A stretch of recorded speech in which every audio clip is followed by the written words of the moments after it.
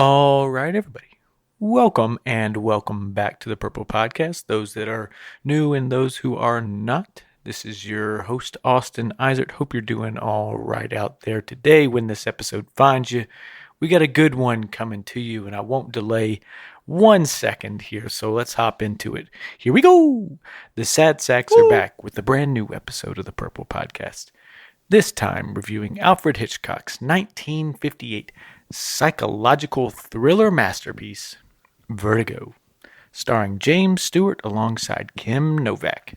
Join us as we discuss our favorite characters, scenes, themes, and things, and answer the eternal question, is this movie better with Nicolas Cage? And, as always, calling in my fellow co-hosts Griffin and Mike Fletcher. How are we feeling tonight, fellas?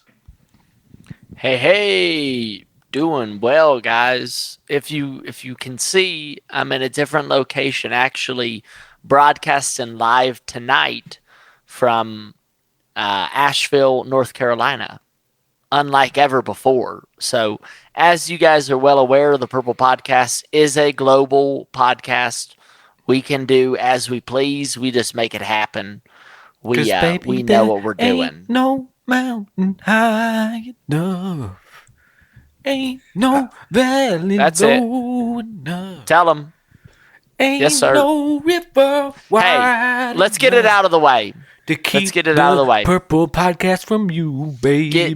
Baby. Way to go! Sorry, I had to do the whole thing. Man, he sounded Sorry, good. Copyright. Sorry. Yeah, you did very well. That's all right. We're not making any money yet. So, podcast listeners here, go ahead and subscribe if you can. That won't hurt a thing. We are bringing this to you every week, week in, week out, across the globe, across the country, whatever it may be, it's going to happen. We are undeniable. So thank you very much for that subscribe. Just how we do it. You know that. Hey, here's the deal, guys. Jimmy Stewart, we can say it. So Jimmy Stewart in this movie is George Bailey. Is that right? I mean, it's the same guy. Is it literally not the same guy? I think it's more so indicative of the actor, you know. Well, a lot of people... I'm saying this as if it's like a terrible thing. It really endeared me to a lot of the movie because I love Jimmy Stewart as George Bailey. Mm-hmm. So when I was seeing like all his little mannerisms and all, well, I ought to say all that, you know, it's like, oh my gosh, like this is so great. You know what I mean? Yeah, there's something about his style that's very non-actor-like and non-traditional. It's very endearing and realistic to maybe actual behaviors. It doesn't seem so rehearsed. A lot of it does seem like he's shooting from the hip at times, and it's just kind of his shtick. Yeah, and guys, he's so funny. Guys, this movie, you know, you guys realize Jimmy Stewart is 49 years old in this movie. Yep. Did you all see that? And then Kim Novak, I've read anywhere from 25 to 26 in this movie. Yeah, I think I saw 24. Got a little bit of. Y'all get a little bit of Spider Noir vibes on that? I was thinking, you stole it from my lips, man. That's exactly what I was thinking. And it, a little bit of Spider Noir vibes. Which is pretty cool, I guess. If I'm sure that casting was thought about when doing Spider Noir. Yeah. Just kind of that thing that existed in older film and movies where it's like, oh, a female is with a far older lead that you don't believe in the slightest kind of thing. Well, and kind of playing off that, like, there were so many moments from this movie where I was like, oh, that's where that comes from. You know, like, there were just so many different... I mean, for one, the dolly zoom, of course. Yep. Literally the first time it was ever shown on film. But I feel like just a lot of the different themes and... motifs. I don't know.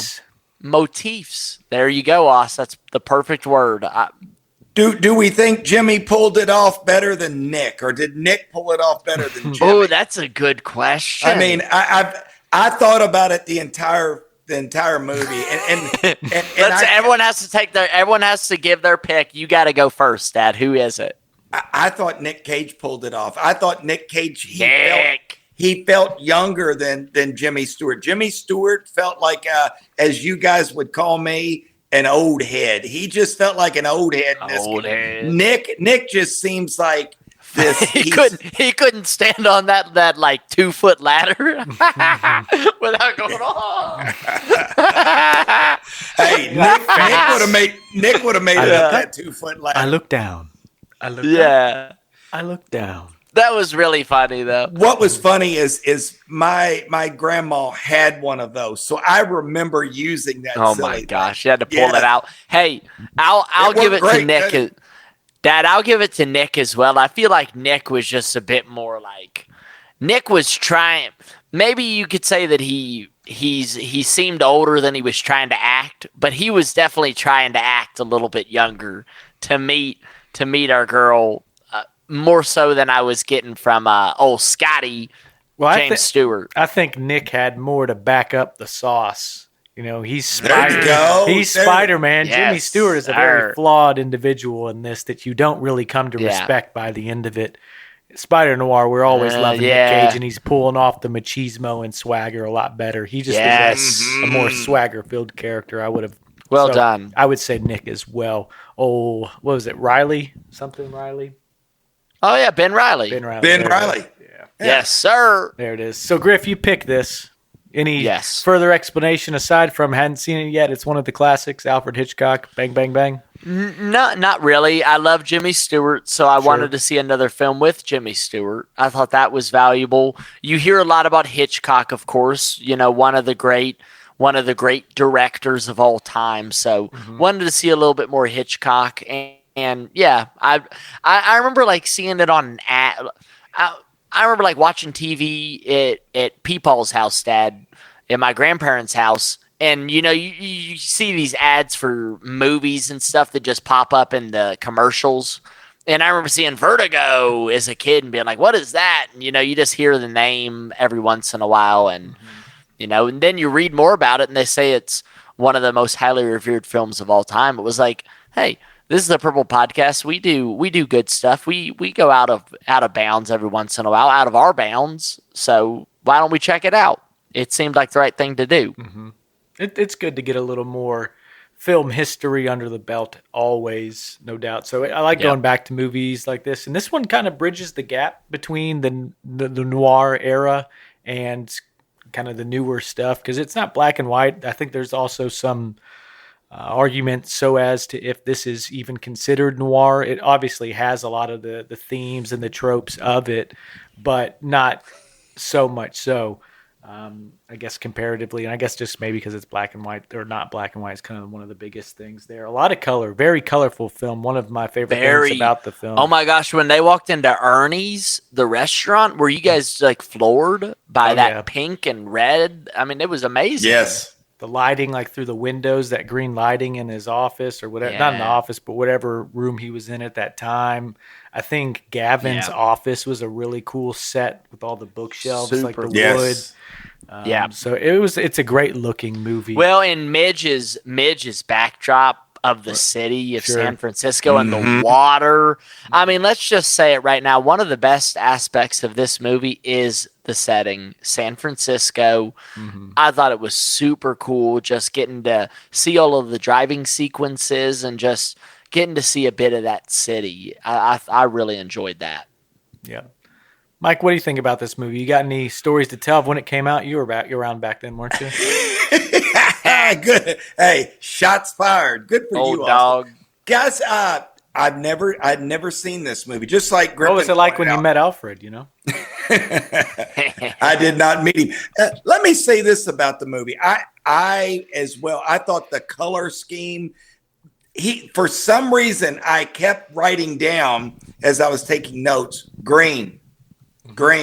I wrote it down at least 4 or 5 times. I mean, green must really be something to him because, you know, we've got the green dress. We've got the green in the background numerous times. We've got a green Jaguar, 1957 Jaguar. You know, we've got all this green throughout. You know, you are talking about, you're looking out the glass and it's got like a green hue. I mean, it's there. That meant something, and that pulled me in between that and the score.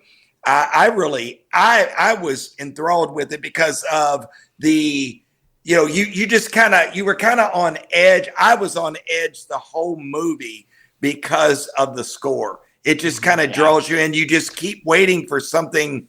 I don't want to say bad, but something to kind of jump out at you. It's a little ominous. Well, and I thought that the title the title credits at the beginning of the movie were awesome.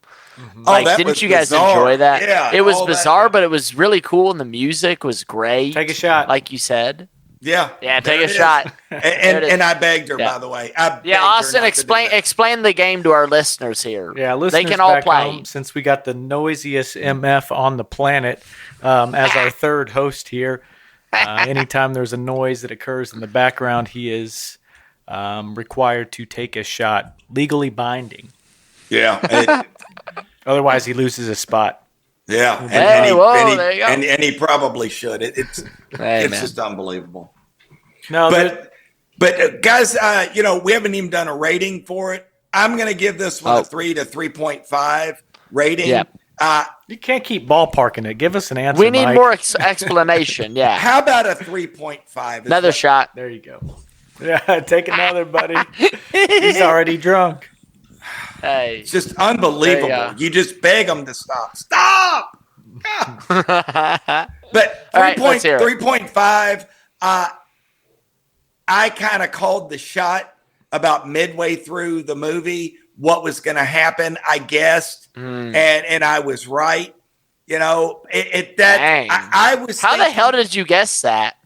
I just felt like Gavin. There was something about him that just seemed. He just didn't seem genuine to me. It seemed like he was trying to set old John, or as he called him, Scotty up. Scotty. Well, there's not a lot of characters in this thing, so it's not like if you're expecting, because this score, like we were saying, does put you on edge. You're in a constant state of kind of paranoia or waiting for the turn, the flip to happen, to spin in circles to make this thing go wild. So if it's going to be anyone, there weren't a lot of options on the table anyway. So I think it makes sense that you would begin to look at him curiously and kind of question his whole story and his involvement with the thing. Let me get into our factuals here. Mike jumped the gun with his rating, but I do appreciate it there. He was all flustered, he's drunk. Well, I'm about half cocked. Hitchcocked. Vertigo comes out May 9th. Bang! Nice sauce. Austin's on.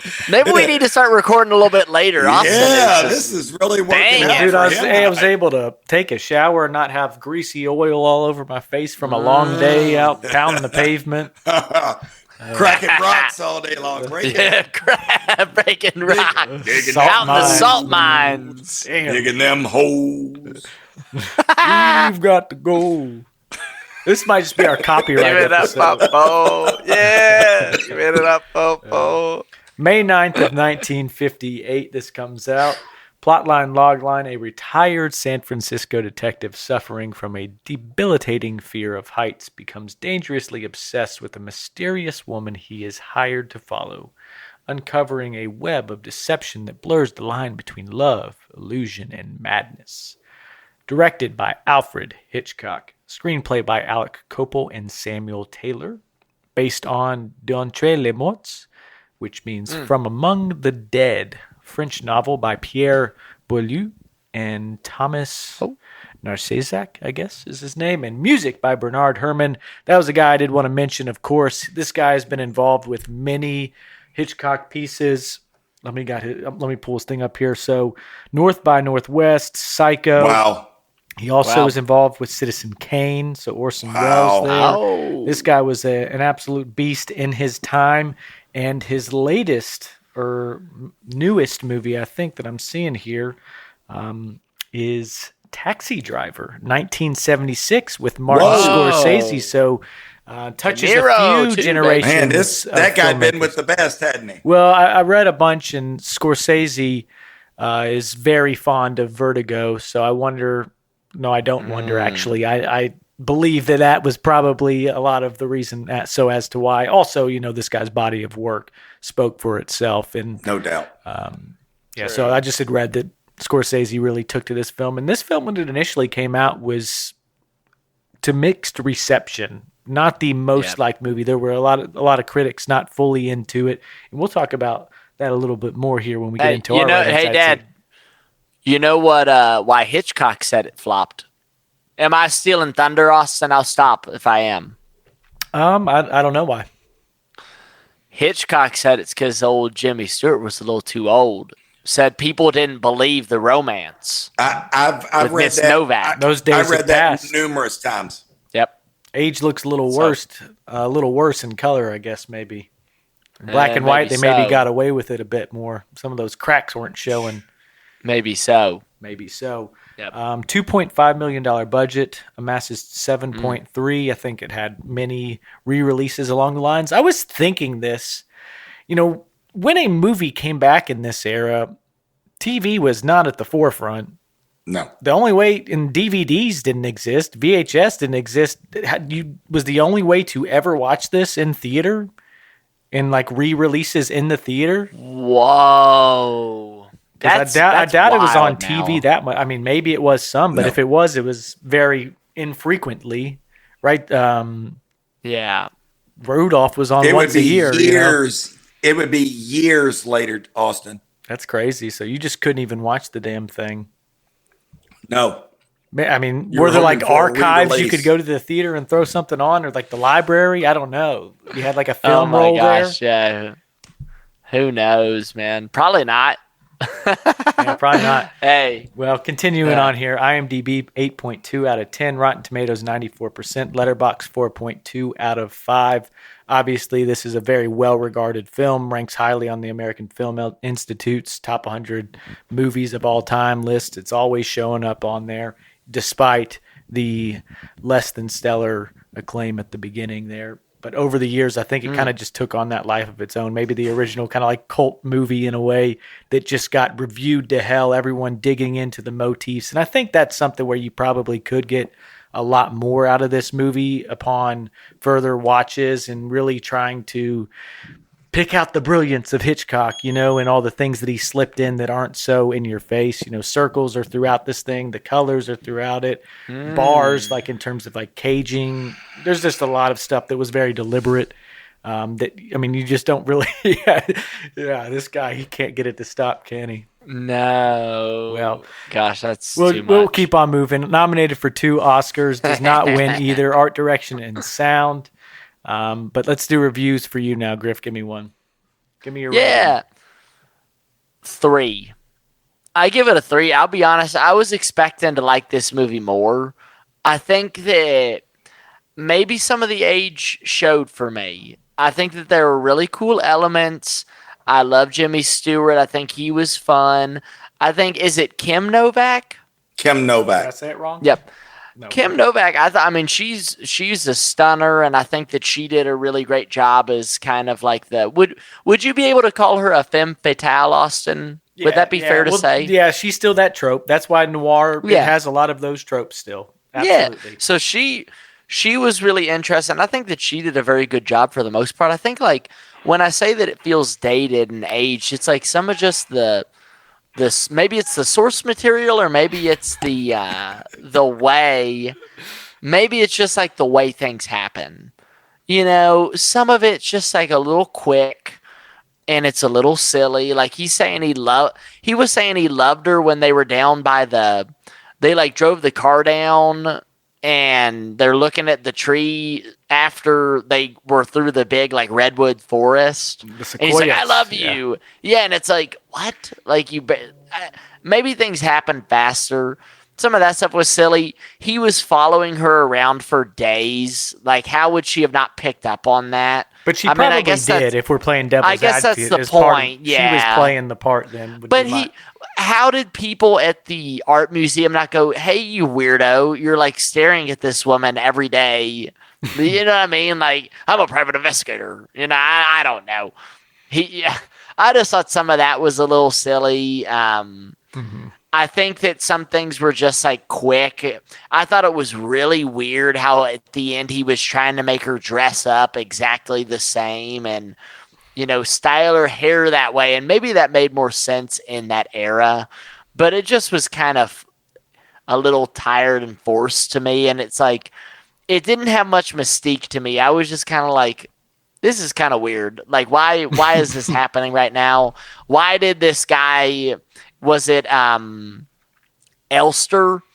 Why did Elster like put him up to this? I just thought some of the stuff was really funky, but I did really enjoy the color, like we said.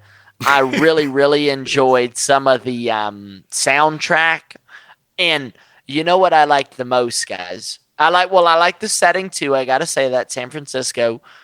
I loved the freaking dream surreal sequences. I love the surrealism. Mm-hmm. Yep. I it could have leaned into some of that a little more because it should have been more of like I think it should have been more of a mind fuck. I think they should have. I think it should have gone into the supernatural way more. I mean, Austin, the way that like when they were like flashing the different colors, it's like he's red, he's green, and it's changing all these colors. And then when he's like he falls down into the grave, I mean, freaking Scrooge took that for sure, right? Yeah, I mean that was so cool to me, and there was it shows a scene his face with him on the screen. Yeah, there was a him superimposed. Griffin, they may have taken that from Scrooge. Scrooge was before this, dude. Well, the not story the version of we Scrooge, watch. Yeah. What? But they didn't have the story of Scrooge. Yeah, we're talking like how that was actually shot in the film, I would say. Yeah. But I think there's a scene with Judy and him that they're kissing and they spin around them. And I was like, is this real? Because they almost they do appear to be in the setting changes. Well, that's what I'm saying. The setting is completely different. It's like this is a dream. They did some really cool stuff in that way. They definitely did. In terms especially for 1958. Yeah, so absolutely. Just my opinion. Innovative. How they had to get crafty and kind of think on their toes. I just jump right to the dolly zoom. Iconic, but had never been done before. And it looked awesome. I mean, was it not super cool the way it was shown? It very effectively conveyed the feeling that they were trying to create. Vertigo. That is what I think of with Vertigo. That just disorienting, you don't know if you're going forward or backward, up or down, kind of sight line there. But in terms of things I think just the style and the production of the movie is really solid and sound. Hitchcock's demand, his direction, the camera movements, the angles, the colors, just the construction of every scene, kind of Wes Anderson-like in a way, just how purposeful and thoughtful it seems like everything is. The cinematography and score is great. It gives you that nervous kind of energy that's a bit propulsive as well. Very nervous. I think the performances are all pretty strong too. I like the way things are, and that's the datedness of it that I really do enjoy, just the way people speak and just how these movies work, how the dialogue is told, because it's very much at a lot of times doesn't sound like an actual conversation you'd have in a way. Well, did you get some of the same frankness that we've been talking about, like American Graffiti? Did you still get some of that frankness? Oh, yeah. Of course, this precedes that by a few years. Yeah, I mean, I didn't trigger onto that too much in this, but I'm sure it exists there, and it's just something that you come to expect at these times. Or these movies from this time. Well, what about like him? What about Scotty going and questioning that like apartment keeper, the room's keeper, and being like, "Who lives here?" and all that stuff. Take me to the room. Even when he's, take me to the room. Or even when he's accosting. Who is Madeline playing as? I forget. She's like, I'm from. Who does she say? What's she say? Her name is Judy. Yeah, Judy from right. Playing Judy. Or I guess she technically playing as Madeline. Yeah, so there you go. But when she's like, "My name's Judy," and he's accosting her. He's like, "Hey, why are you here? What's going on?" And of course, she loves him. That's kind of the underlying thing. So maybe that's why she played along. But it kind of seemed like maybe in that day and age you could do something like that, and it wouldn't be just like. You wouldn't have the police immediately called on you. Yeah, sure. Exactly. Well, let me go back to one thing that you were mentioning in terms of like the quickness. I think it works in the way that that's kind of supposed to be the point, that he is obsessed with her and how dangerous that is. That's a lot of the meaning in the message. And you would expect that someone that is I mean, he's kind of a creeper at the end of the day, if we want to put it frankly. He becomes immediately obsessed with her, falls in love, and then literally when he meets her and knows it's the same person, still wants to make her, well, I guess he doesn't know she's the same person yet, but yeah, him forcing her to look like the other, Madeline was a very strange thing. And would he have even ever been able to love Judy truly? Did he fall in love with the illusion? Well, do you remember at the end when he goes, it's too late already. Even though she's like, here I am, I'm literally the same person you fell in love with. And he's like, it's too late. Yeah. Or something weird. I read that apparently Hitchcock kind of said that there was a little bit of like a necrophilia theme that was getting toyed with some of that, with him wanting to, dress her up as his, I suppose now passed on lover or secret lover. Do you know what that means, Dad? Yes, I do, Griffin. Okay. Well, we don't need to say it then, but maybe we do we need to say it for the podcast, Austin? I mean, go for it. Sure. Yeah. It might be a little bit more grotesque than this, but essentially it's like loving someone who is dead and then like actually engaging with that, I suppose, pinning it down. Yeah, you know what I mean? Sure. Awful enough, but apparently Hitchcock was kind of like toying with that by like saying, hey, she died. He's wanting to dress this Judy up like Madeline. Mm-hmm. Yeah. And, before he's attracted to her, he has to have her look exactly the same, which I don't know. I think ultimately, like, it gets at some things, and the people that are going to argue for this movie or say that it really does get there, but I feel like it just doesn't scratch deep enough. It doesn't make me feel enough throughout of it. I think the twist is kind of shallow and vanilla. So like, you were missing things too. It didn't just wow you. I don't love this movie. I gave it a 3 out of 5, and that's mostly just because of the production value of it. It's a beautiful film. It's well done. You can tell there's a command behind the screen. It's directed well. I just think the plot is actually where it falls on the hardest times. Didn't do it for me. I'm impressed, but I'm not. I'm a little let down. I gave it a 3 out of 5. I just don't. Nice. I think I don't think it's aged well. I think we see Jimmy Stewart. We personally, I found him a little creepy in it. I mean, it was almost like, come on, dude, that's the same woman. She looks identical, to the other one. And why would she, if she wanted to get away, why would she come back and be in the same town? It's like, I think that kind of threw me off. I'm like, that kind of ruined it for me. I really jumped off the boat when she falls to her death at the end. It just felt like a cheap trick that maybe it played a bit better because you hadn't seen the twists that we've seen throughout the years. Maybe. But I think could have been even more effective, and maybe it would have just completely eliminated the message of it. But imagine she falls. We jump back to the very first scene. Jimmy Stewart's still hanging. It's just something that he's imagined the entire time, and then he falls to his death. That kind of twist. Whoa! Because how the hell did he ever get off that damn roof, guys? There was no one there to lift him up. I thought about that. So maybe this was all just a... Well, maybe it's a cliffhanger for your mind. Maybe that's Hitchcock's master trick. Yeah, it just felt like a cheap trick at the end, to be honest. I felt weird because I was like, dude, I'm kind of bored. Granted, I was really tired when I watched it. I watched it last night, but like I was watching the movie. I was pretty bored. I had to make a big pot of coffee to stay awake, and I was like, nothing really stuck with me. It was kind of boring. It kind of loses you. The things. Well, you go on, Dad. You go on. The things that I liked, again, Austin's hit them, and he's hit them really well. I love the camera angles. Something at one point I had to stop my TV and go back because I thought something went wrong with my TV because it went so dark so quick. It just almost went black. The screen, the scenes where it's like it gets real dark real quick, and I love that kind of they would they fade out and then they bring you back into the movie. I loved it. I thought that trick again. We're talking 1958.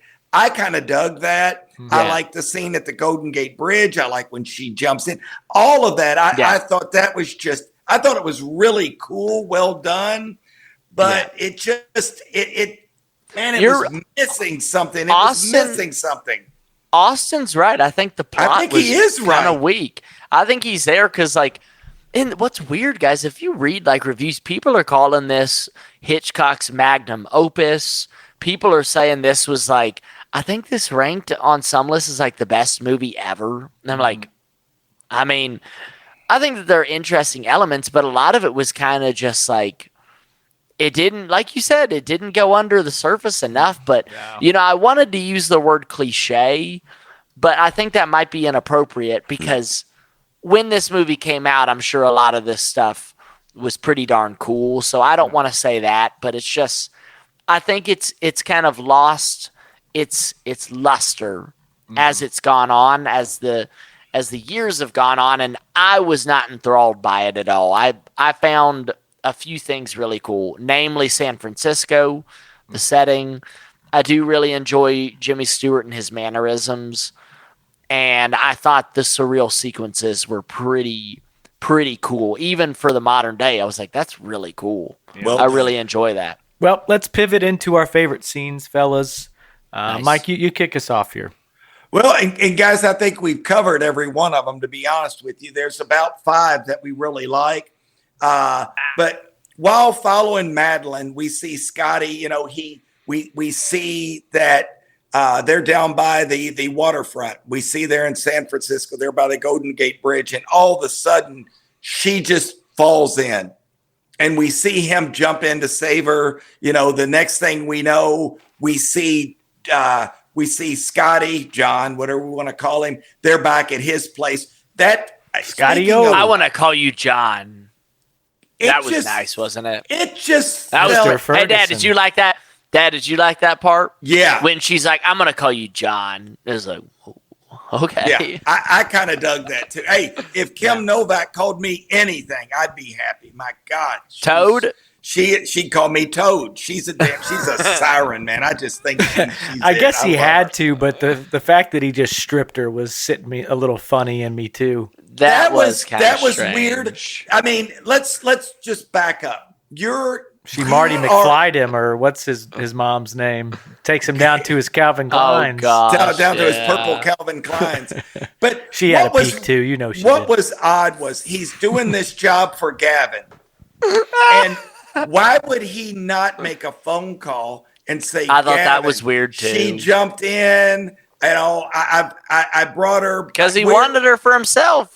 He was there was no doubt that's what that was about. He's a dirty dog. He was. Yeah. You want some coffee? Yeah.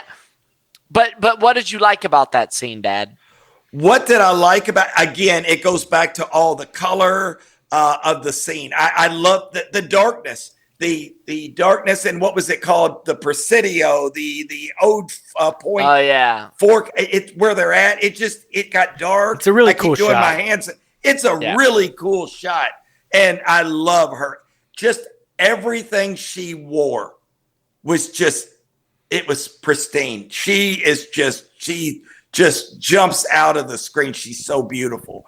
And that white that she had you notice her gloves and everything was on her neck real tight. She was just gorgeous. And even on her stockings, she had the line going up the back of her stockings, just damn, Mike was eyeing everything, wasn't he? It's what hey, Dad, what did David Lee Roth say? Hey, I like the line running up the back of the don't take them off. Don't take them off. Don't take them off. Yeah.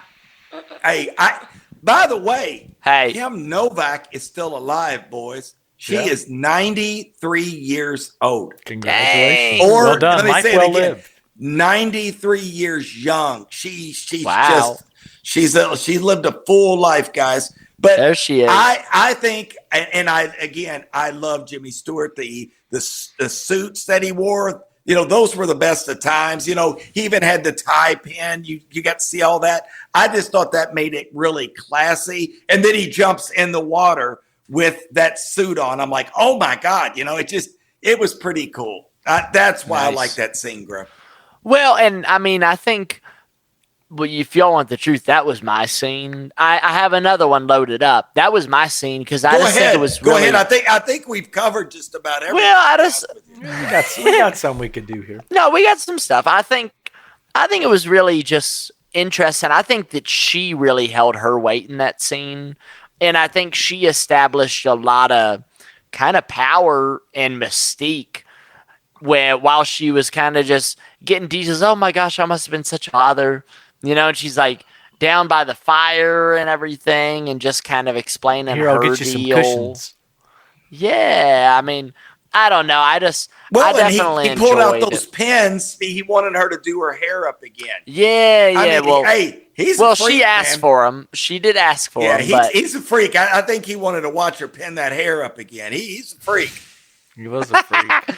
Hey, I think that I think they had a very, very nice chemistry in that scene. I did enjoy that. The scene I will mention is actually going from, like we said, when they're looking at the sequoias and kind of just having those conversations.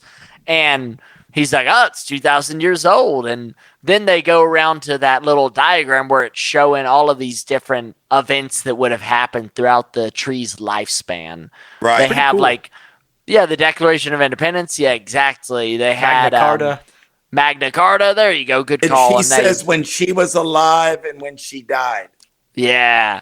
That the whole was something. Carletta thing. Well, they show that was pretty cool. almost like a fog around her in that scene too. There's a whole thing where they're almost teasing. I wish it would have gone supernatural. I really did. Well, I kind of thought that they were going to, which was interesting. But I really like to just like how she's speaking and she's like, hey, I have this urge inside me. It's telling me that I'm supposed to die, but I don't want to die. And like, I'm depressed by these trees because they'll all outlive me. And I thought some of that probably was heavily from the book, I would bet, Austin. Sure. Because it kind of had the Wanderers, really the two Wanderers. The Wanderers, that's a great point. That's a great point. The Wanderers, when they get in the car together, that's a little X Factor scene for sure. But I really enjoyed how they had to leave, actually. She was so overcome. They go back to,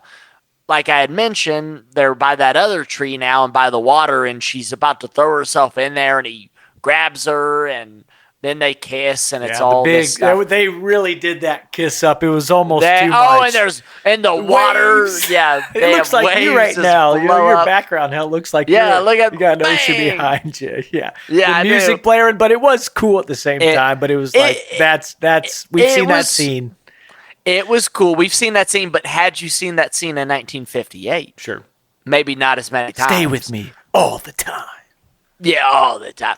I thought some of that was cool. I did enjoy that, and like that was a big scene for me. I think it was interesting. I think some of it did happen a little quick. I know I insulted it earlier saying he tells her he loves her then, and it's like, really? But I don't know. There were good things.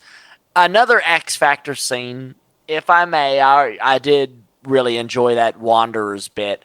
I think it's just cool to get to see some of the pattern that develops. They drive to, it shows them go to the gravesite. It shows them drive to the museum. They drive to the water. She drives to the shopping place and gets all the around flowers San that Francisco, are exactly the which is same. very hilly. Yeah, it's just a good setting for it all. And you're always seeing him waiting outside the apartment to see her leave in her car, and it's like, that is really creepy. But I mean, I guess that's what he's doing. He's a private investigator, but. I enjoyed the kind of like repetitive nature of all that. I thought that was, worth a mention. Mm-hmm.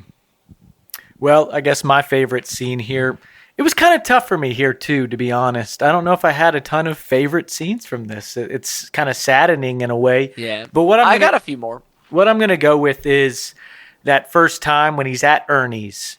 He's just been put on the case, and he sees her for the first time, and that's when that obsession starts and starts to kind of roll downhill and snowball for him. He sees her pass by, and she looks at him, and he looks at her, but neither of them see each other looking at each other.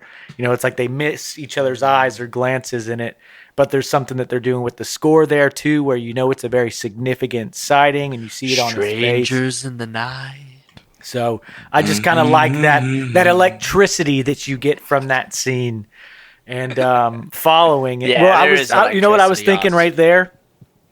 An oak tree, tombstone. It was like that bar saying, "Oh yeah, I'm an oak tree." Yeah. So he sees her and immediately you are an oak. Yeah, an oak tree. Yeah, that's right. so good. But and then just following that up with that tailing, that first day of tailing, what really struck me about that scene was there's no dialogue for an extended period of time. You're just hearing the score, him following, so you're kind of getting that whole... You feel yourself kind of in his shoes. You're not talking with anyone. You're just observing, watching, figuring out what is this person's deal? What is this really a supernatural event? What's happening? What's going on? So I thought that was a really effective first scene, and something that you definitely don't see very often today is 5 minutes straight plus of zero dialogue, just watching only, showing, not saying, which was a really good thing. My X factor here. Well, go ahead. Go on. You got something else? You go on. No, you got it. I'll after the X factor. Gotcha. Depending. My X factor is Midge's painting, her failed painting experiment. That's the thing. We're on the same wave. I was literally going to say, what about Midge? It was same wave. That was the scene that probably stuck with me the most because it was really heartbreaking in a way. You can tell that Midge is just vying for this guy's attention. She's doing everything she possibly can, and she'd probably be a great person for him, even though she's the one who called off the engagement. But if she would have not been a jerk in like the first scene, I think they'd have ended up together. No, he would have never done it though. I think that's the point of the movie. I'll bet you never heard. Yeah, she wasn't his bag, baby. He just kind of toyed with her a bit, and she was stuck around, and she obviously loved the guy, and she thinks she's doing this funny thing or whatever the hell she's doing. Oh, I think you might keep it, and it just destroys him. He has to dip he hated it. That's not really funny. We'll have to put off that movie, and just walks out the damn door. Stupid Marjorie. Yeah, what's he? Yeah, she was so upset. Marjorie that Wood, was sad. Fool, idiot. Stupid. Yeah, it was really sad. The picture's hilarious, though, when you see her back there just with her glasses on. It's so stark and different from the actual art that it's hilarious. It just took me. It was absolutely hilarious. I don't know what she was thinking. It's like, this is not something you hang. Maybe it's like a gag gift. But maybe that's what she was doing. You know those pictures that people have, they're like dogs dressed up like colonially or something? That's what it felt like. Gosh. I was going to ask you guys about that because I was like, man, like, what did y'all think about that scene? Because, and just Midge Epic in general. Fail. Hey, man, old Midge, though, she was sweet, I liked Midge's character. And I think that a lot of the scenes she was in were pretty dang good, too. I think Midge is smart. She's interesting, and she's also got a sexiness to her. She makes bras. I mean, he wasn't looking in that direction, is what it was. He wasn't looking. Well, what about when she's kind of visiting him at the? I don't even. Would that be the sanatorium? Yeah, would that be the sanatorium, Dad? That's a nut. Oh God! Yeah, and he's all like comatose. I don't know if I can get away with that today, but yeah, who knows? The loony bin. He's double down and oh my God, doubling down. That's doubling too good. These nuts on your forehead. Hey man, I did enjoy Midge as a character though, for sure. For sure. What about the only other scene I would mention is when that it's not even an who's the guy who's like kind of I guess they have like the small jury, right? The proceeding or hearing about them. Right. Yeah, And that dude's just Grilling torching him, just grilling him, ripping him a new one. Yeah.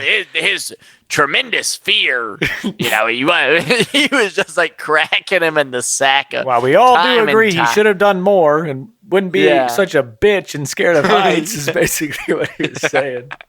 Yeah. Gosh, that was rough. But I mean, it kind of cracked me up. He was just ripping him, dude. Yeah, he was. He dunked on him about 15. He pantsed him in public, yeah. It was rough. Beat him while he's down, too, man. No God. sympathy. No There's sympathy. your curtness right there. Yeah, my gosh. Yeah, for sure. Yeah. Yeah. Well, I think another good scene is like the reveal of the plot. It is kind of nice when she's writing that story as Judy, all that stuff. Oh, yeah. Let's get into our favorite characters here. Griff, you start this one off. Well, even though we've acknowledged a lot of flaws and a lot of weirdness, I would definitely go with John Scotty. He's my favorite character. I really do just enjoy, I think, a lot of Jimmy Stewart's mannerisms and the way he does things and some of his humor. Like, he's a really quirky dude as well. I know, but I said that about Dreyfus last week, but he's like Bugs so is Bunny, Jimmy Stewart. Yeah, that's a good way to say it as well. And I think, like, honestly, like, I thought he was mostly pretty cool because, yes, it's weird he's following her. He starts really digging her, but, like, at the same time, he was hired to do it. And he's kind of this, this fallen officer who had to get out because he couldn't handle the heights. He couldn't handle the chase anymore. So it's like, it makes sense that he would want to do well on this and to prove himself. Like, I only kind of started losing some respect for the guy when he got really weird at the end and was trying to make her dress a certain way. And but then I think what it does effectively maybe is then make you question everything else that he had done leading up to that. Yeah. What was he suppressing? He's not the guy that he's led us to believe he is. And maybe that's after he had his stint in the sanatorium. I won't say it for a third time. Yeah. I couldn't think of another word for it. But yeah, that's all right. Now I think that'd be my favorite character though, and he had the majority of the clock too. I would say. Yeah, I would say My Johnny does sixth mine man. too, with just it being James Stewart. Johnny O, Johnny O, Scotty. How many Six nicknames man. that guy have? Hey, 6-man, Pop, Label, Pop. We might have all the same this month. I liked that I'm right cat. there with He Pop, was. too. Well, I mean, what can you do? Dad, do you remember Pop? He was like in the curios shop. You remember that old dog? He was the guy who knew all the town gossip. No. Oh, okay. I forget the name. I thought that Yeah, line was really yeah. good. Yeah. And he had these like really beautiful, like striking blue eyes too. This old fella. I liked It's him. like, dang. Pop was the Yeah, I fella. thought- It could have also been the McKittrick hotel manager who, you know Yeah. who she is? I Who's only that? saw this because I just kind of clicked into her. You got it for me, Grandma Mike? Walton. Well, she's that, but you know who she also is? She's the lady in It's a Wonderful Life who comes up to the counter and asks for like $2, and it gets George Bailey all excited. my Oh, $2! gosh. Yeah, And, of like, course you kisses- can have $2. Yeah, whatever it is. That's Oh, her. that's That's exactly sweet. who it is. Yep. I Good didn't for you, know that. Austin. I knew That's she really was cool. Grandma Miss Walton. Davis, I think, is her name in. Hey, that's good. You could have another 6-man could have been the presiding guy who's just cracking his ass, man, because he just monologues. He monologues just publicly. He wrote that shaming down. him. You know, he had this Yeah, planned dude. out. He must Oh have had my a bone gosh. to pick Oh, with he Scotty wanted O thrashing. or Johnny Yeah, O. it was so brutal, but no, Pop is my guy, and he's just going through all the town gossip, having, just kind of showing what he knows, and it made me kind of think too. It's like, man, he's talking about history that was over 100 years in the past, but like, Right. he was an older fella, so I'm sure, growing up and around that stuff, it's like you hear more of these things and you get these details. So I enjoy the setup that was kind of an interesting thought. I enjoy the setup of that character as well. The conversation between Midge and John, where they're saying, "Oh, I need someone who can tell me the histories, but not like the histories in the books. The histories about who shot who outside of this bar and where kind of thing. The locale history. Talk of the town. Exactly. Yeah, exactly. So that was pretty cool. Absolutely. What about you, Pop? Favorite character? Well, I'll say. We'll let him get his favorite this. six-man, and then we'll do sacks together, too. Yeah, did you even give your favorite character yet, Dad? My favorite character was Madeline, Judy, Kim Novak. First I heard of that. Well, here's the thing, Mike guys. Minks. That too. Well, she's a movie star. When you think of the starlet, you think leading lady. She was. She popped off the screen. They do a great job with the lighting. They give her the Ingrid Bergman treatment, Austin, where she just shines. We've talked about that with these older movies. They make the siren like just a softness on their face. Yeah, she was beautiful. Her eyes were they were beautiful, and her, as you say, her skin. And I love all the outfits they had with her. And the big thing for me, I'm a car cat. But that Jaguar she was driving around, a Shaguar she was driving around, The other thing is you guys beat me to the punch. Was there was so many times that she didn't say a word and she didn't have to. I mean, here you are beside Jimmy Stewart, one of the best in the game. And she stood there punch for punch with him. And there were scenes when she's not even saying anything and she's looking at him and you go, damn, I know everything she's thinking. Or I feel like I know everything she's thinking. And that's an actress right there. So another bit of Hitchcock lore. Apparently she said, hey, I actually really liked, Hitchcock was kind of known to be a demon on set to work for and to work under. She said she didn't mind it because apparently, Dad, she said she really just relied on Jimmy Stewart's direction when they were filming scenes. That's what apparently, I read just really briefly. She said she would kind of just look to Jimmy Stewart to be like, hey, how's this doing or whatever the heck, and they were getting along. And she said that Hitchcock really wasn't saying much at all. I think it was just working. I think they did a movie. I think they did another movie together in the same year, not from Hitchcock, but I think they did. So maybe they were familiar. Maybe they were filming. Maybe it was the reason why. I don't know. My brother wanted me to throw this in there, but he said Kim Novak ran around with the Rat Pack. So that should tell you why she got into a lot of the movies that she did. She was running around with the Rat Pack. So take that for what that's worth. My six-man of this movie, guys, it's not going to be a six-man. You're not going to like it because they're part of the cast. But I wanted to do it anyway. I said Midge. I know that Midge was probably, in the starting five. I get it. But she's probably the fifth man. But yeah, for sure. So. Well, or fourth. Who else is it? That probably counts. That's probably fair to say that. It was so, guys, I saw Slim her picking as an older lady in shows when I was, a young man. She played Miss Ellie in Dallas. And man, I knew she was a cute older lady. Man, she was kind of a little doll, I thought. And I'm like, Jimmy, it's right there in front of you. Oh, John, Scotty, whatever the hell your name is. I like the way she talked. And Austin, that's the way she talked. I don't need a hat. She's real. I don't need one. Really cute lady. So I'm sorry, guys, but that's who I went with six man. Why'd you take me on a dinner date? Yeah. Take me to a movie. Well, if you wouldn't have a dumbass painting, I probably would have. It was a good painting, though. Damn. Yeah. Hey, speaking of, my sad sack is Midge. Because, man. No. No. Midge. Mike says no. No. Poor Midge. No. Dad, she got her hopes and dreams crushed. No. Griffin. Dad, John walked in there and left within 3 minutes. He left within 2 minutes, probably. The movie was John or Scotty or whatever else the hell.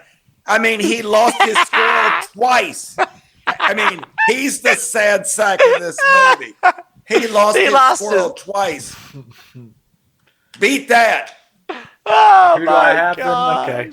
So you already took Midge. And he's probably going to get framed for her death too. Think about it. How do you explain that? No, there's a witness. Oh, yeah. The nun. Yeah, he's fine. He's just going to be back in the loony bin is where he's going to be. He's going to be back in that sanitarium. Well, there's also there's a deleted scene or an alternative ending that was found in 1993. Really cool that they just happened to. I don't know if they were looking for it or what, but I'm sure there had to have been some kind of history of it. But it shows him and Midge together at the end, like smoke a cigarette, looking out the window. Like wow! I think I would have liked that more. And she's like listening. I would have liked that. She's listening to the radio. Well, Alfred Hitchcock pushed against it.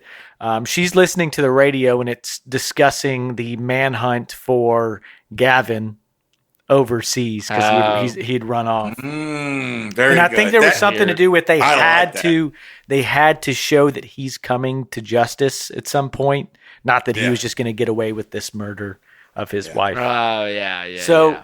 Fair enough. A few sad sacks, and I'm going to go with one in the end, but a couple that are definitely contenders. How about Carletta Valdez? That whole story. She's a sack. Yeah, that was sad. She's a sack. Good call. Good call, Oz. What about Gavin Elster's real wife that gets her neck broken and thrown? Her body gets fucking trashed, thrown off a bell tower? Yeah, that's a pretty good point. That's a sack. Dang! And what about the sack in the first minute of the movie that falls right off the roof? Oh! Yeah. Spinning in circles, falling down. Yeah, that's Sacro numero uno. There you go. Dang, Austin just bang, bang, bang, one after the other, man. He's on fire tonight. You're tearing it up, dude. All right, themes and things, and I'm going to get moving. We got acrophobia, vertigo. God, that's I look funny. up, I look down. I look up, I look down. I can't stand on a 3-foot ladder without having a panic attack. Vertigo and shot. She catches him. That's the funny thing. Midge, she's there. She's dependable. You know, it's all 5 foot Johnny. you don't want what you can have. The Vertigo shot, first ever dolly zoom. Jaws, we did that around this time last year. Nice. Technicolor, color. Midge, Madeline, Judy, Johnny, obsessive love circle is what I got here. Kind of Sirens-like, you know, they're just that wanting of what you can't have. It's never gonna connect on the right time. It's never gonna work out. This psychological vortex, vertigo, the spinning circles are all throughout this thing as a motif. The mystique versus the known, what you want, what you can't have, said it. San Francisco, Golden Gate Bridge, suspense, mystery, silence, masculinity, power. We get that Carletta Valdez story that's very much about masculinity and power. He did away with her as soon as he had his heir, I guess, of some sort is kind of what he did.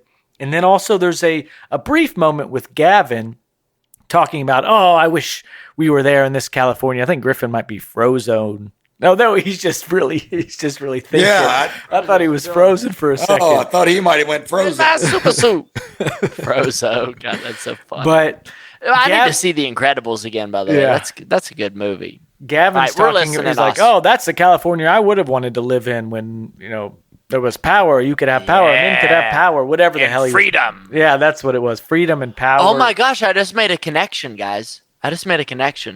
He said freedom. Listen, and Pop Liebel says the same thing. Well, that's what I mean. And those two stories. But the thing is, he was like, yo, man could have freedom. He says it after that guy literally dropped her. Yeah. Good catch. So you already had that, Oz? Well, that's why the masculinity and power, that's what it, that parallel between those two lines, it felt very deliberate. Done. Yeah.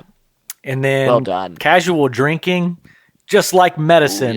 Ooh, yeah. The brandy, just pouring it down her gullet. Hey, would you like a drink right now?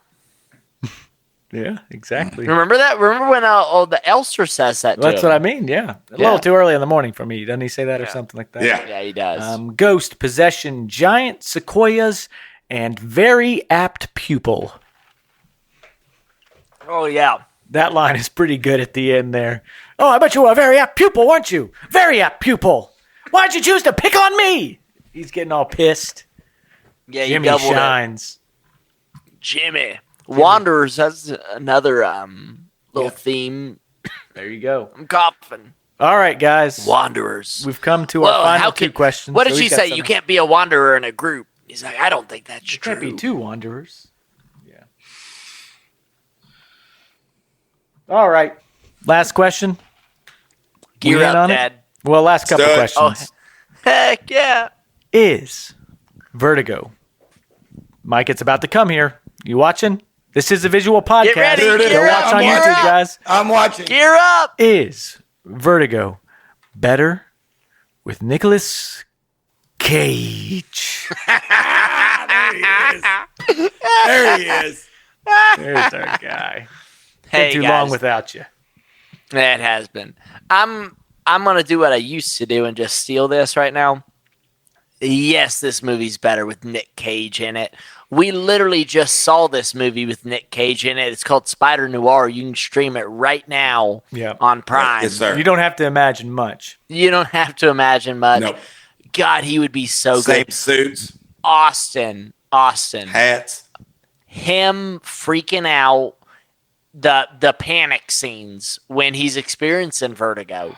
Mm-hmm. All of those would be just genius.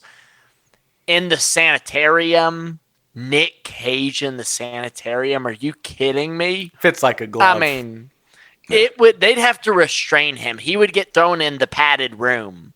They would lock him up in a box. I think he would take it maybe to the extra level we needed it, though, too. Even more psychotic. Exactly. Oh, he would turn it psychotic, up a notch. Yeah. I mean, it would be so cool. And the thing is, like we already established, in terms of actually playing on Judy, Madeline, it would be a little bit more believable. And it'll make a little bit more sense. This movie would get skyrocketed. Midge would have a little bit even more of a thing for him. She'd be sprung. He'd be slapping her ass on his way in and out. Yeah. Just to give her a little Cage taste. Would tear this up. There's no other He'd lick role. his fingers. Yeah. Oh, my Hey, he would give her the peach line. Yeah. He'd give her the peach line. That's Midge would have liked that. Good. Oh, That's my God. so good, man. That is. I mean, kind of enough to be said. You know, I mean, enough said. It's one of those. It's such a no-brainer because we did see Spider Noir that we go. We've already seen this movie. We know how great I mean, for our listeners, if you have not seen Spider Noir, please get there, watch it. And then listen to our review. Prime, Amazon. Prime. Yeah, Prime. Please stream take the time, watch it. Nick Cage puts on one hell of a show, guys. Yeah. The only other thing that I could even consider, I'd say he's Johnny O. That's 100% who Nick Cage is. And here's another kind of added element to it. I think he as Johnny O in this movie basically doesn't change. I think you could make him Gavin Elster and the movie does change. And I think that would be a whole lot of fun too. Yeah. Gavin has more involvement. There's more of him. You see a little more of his story, his plotting, and you get it from two different viewpoints or whatever. Maybe the Gavin Elster story, you see him choke his wife out. You see him carrying out this horrific crime and everything going on to kind of hide it. Because you don't, why did Judy get involved with this cat? I guess she loved him. Gavin to begin. Yeah, that was the whole idea because she gets discarded at the end like Carlotta did. Mm-hmm. Same thing you were establishing with that sort of parallel. Yeah. All right. Well, number one favorite thing about this movie, any and everything. What is it, guys? What's your number one thing that you're gonna write down as your, I guess, what do you take away from Vertigo? Your favorite piece. I take the surrealism away from Vertigo. I think the surrealist elements were where I actually saw the innovation. And that's where I said, oh, I see now why this is a famous, highly, highly regarded movie, because I'm sure a lot of that stuff was being done for the first time. Mm-hmm. Again, I mentioned that when his face is superimposed on the screen and there's these colors going around, it looks weird, it looks silly, but I bet you people weren't doing that a lot. And when he falls down into the grave and it's the exact dream that she had described, and then he wakes up in a cold sweat, it's like, I bet that was kind of frightening back in the day. So yeah, it's the surrealism for me. Mm-hmm. That's a good pick. And guys, I've already said what I enjoyed, but my number one thing was I thought the score, it kept you on edge the entire movie. I think without the score, this is a much worse movie. The score does a lot for this. The score sold this movie for me, guys. So that's what I'm going with. Yeah. Nice. My number one thing is just the Alfred Hitchcock direction, the purpose in every single shot. It feels like there is an artist at work watching this, even though I don't love the story as much. I think the movie is still very impressive because of those feats and everything. Yeah. Kind of all the peripherals are firing, I would say. Nice. Yeah. Well, guys, fun one. Maybe not what we expected, but it's good to be surprised. Once again, another notch under our film history belt. So happy about that. Yep. But we got another one, and maybe some modern history having been made with something here that what we got up next. And it's been the popular discussion. You probably can't guess it because we don't do a ton of new movies. But if it's going to be a new movie, it's going to be The Odyssey. It's got to be We'll be back, baby, with The Odyssey. And we've already all watched it at this point, and I'm going to go see it again. It's like that. I plan to. You know a movie stands out when you're seeing it twice. Yes. Dad, maybe we could see it again. I'm kind of thinking the same thing, Jay. Yep. I think that could be a real blast. Yeah, I mean, spoiler alert, it rocks. So there you go. Yeah, it's going to be a fun episode, and maybe, cannot confirm yet, maybe we'll have a guest, our second ever guest. We'll see. I don't know if they're going to step up to the plate or not, and it won't oust them yet. And if they're here to not be ousted, then I will be the one eating crow anyway. So would be fun. Maybe we'll have a full booth for Odyssey. It's a full cast, so maybe fitting. It is. And it's a long movie. But it's definitely a long movie. Yeah. It is an experience. It's a full bag of popcorn movie. It's a draining one too, as it should be. Oh my gosh, that's practically Austin, the story. I think that well said. I was worn out after the movie. Yeah. Got home and ended up taking an hour nap. I was just from eating a whole bag of popcorn to watching this. It is action. The action never stops. No. It's phenomenal. They do a great. It's well done. It's not a leisure watch. No, not at all. I was like highly engaged to the point. I was so immersed in the movie, I forgot where I was. I was in freaking. I'm in North Carolina. I'm in North Carolina on a work trip right now, and I was like looking over at my coworkers, like, "Oh wow!" Griffin, it looks like you might be rowing a boat right now. It looks like you're. I might be. Hey man, I might be. That's hilarious. That's like an old Nickelodeon looking iCarly thing or something. We're fucking iCarly. SpongeBob SquarePants, SpongeBob. Yo, what's funny you bring that up, Mike? The SpongeBob movie has a lot of Odyssey in it in terms of the plot, like the story trying to get home. They have the I guess the diver who has it's the Cyclops. He has the one eye through that old diver mask. Yeah, that movie's very much Dad, inspired. you're a genius. Neptune's in it, or Poseidon's in it. That's he's in it too, and his daughter. Funny. True. Yeah, I mean it's very inspired by the Odyssey, the SpongeBob movie. Maybe you wouldn't think it, but thunk it now. Yeah. All right, boys. What do we think? Is that it? Yeah, it's time to get the hell on out of here. I feel like I had one more thing that I wanted to say, but was it a full theater? Was it a full theater? Yeah, I guess we'll get to that. It was not actually. Oh. It wasn't a full theater. Austin, mine wasn't either, but I was there for one of the first showings. So, you'd think it would be then. Mine was popping. I'm going to 10 a.m. on Saturday again, and it's already like a full show. I had to find aside from like the front seats, and it's easy to shop when you're going by yourself though. So I got a good seat in the back still. Yeah, nice. Solo always mio. got to have those. Yeah. All right, guys. Well, let's get the hell on out of here. Say your goodbyes. Fun episode. A lot of fun. Oh, yeah. I love doing this Boys Purple podcast all the way. Again, if you didn't realize we were committed to doing this and that we love doing it, I'll repeat for the third time. I'm away from home. I brought all of my recording gear in a suitcase on the road for a work trip because that's what this means to me. Purple Podcast, I love doing this, boys. Love y'all, and we're just rocking. We're going to get better and better every single time we hop on these mics because we do. So that's all there is to it. And let's keep it moving, boys. Ready for next week. Ready, Teddy. Absolutely. I'll be ready, Teddy.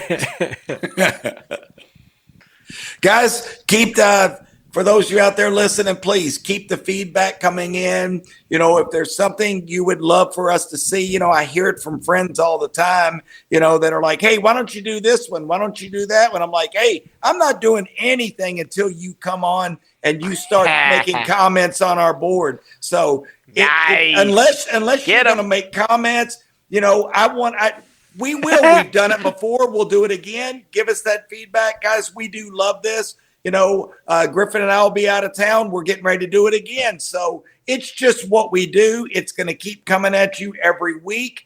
We love it. We're going to keep doing it. Mm-hmm. Well, just the way it is. Sir. Here's something for you guys. If you're on any summer vacations and you happen to get on a smart TV, maybe they have YouTube there. You go on to YouTube. Absolutely. If there's multiple accounts on there, make sure to hop into every single one and subscribe to the Purple Podcast. Yes! I promise you won't be hurting anyone's feelings. They'll be like, who's these? It'll be a revelation for whoever's profile it ends up on. So if you are in Austin, they can even have a drinking game as they're watching because you can listen to the bells and the whistles coming from my doors when they're opened. Yeah, take a shot with Mike. Take a shot with me every time. Believe me. Yeah. You'll be about half cocked like I would get. That's right. Well, all right, guys. We do appreciate it always. Thank you very much if you've listened all the way through. Keep living well. Keep doing your best. We'll be talking to you soon. And bye-bye.